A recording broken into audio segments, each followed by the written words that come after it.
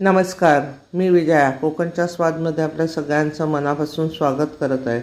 आज आपण कैरीपासून चटणी कशी बनवायची ते पाहणार आहोत। हे पहा, मी ह्या 2 मध्यम आकाराच्या कैऱ्या घेतल्या होत्या आणि त्याच्या साला आणि आतली जी कोय असते ती काढून टाकली आणि अशा प्रकारे फोडी बनवल्या।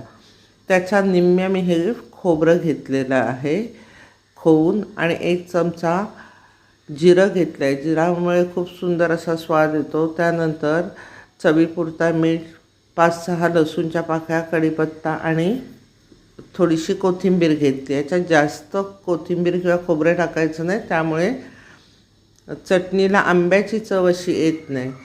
हे सगळं आता एका मिक्सरच्या भांड्यात टाकून घ्यायचं आहे। आपण सगळं एकत्र टाकल्यानंतर आपल्याला ते वाटायचं आहे।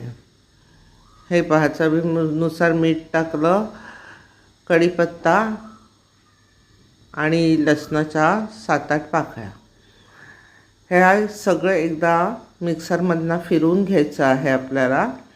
हे पहा, अशा प्रकारे मी फिरवून घेतलेलं आहे, पण एकदम बारीक झालेलं नाही। आता आपण त्याच्यात थोडंसं पाणी टाकायचं आहे। हे पहा, अगदी थोडंसं पाणी टाकून आणखीन एकदा फिरवून घ्यायचं, मग छान अशी चटणी आपल्याला मिळेल। मी चटणी फिरवतच आहे, तोपर्यंत तुम्ही आपल्या चॅनलला नवीन असाल तर लाईक करा, शेअर करा, सबस्क्राईब करा। तुमचा प्रतिसाद हाच माझ्यासाठी उत्साह असणार आहे। व्हिडिओ संपूर्ण पाहिल्याबद्दल धन्यवाद।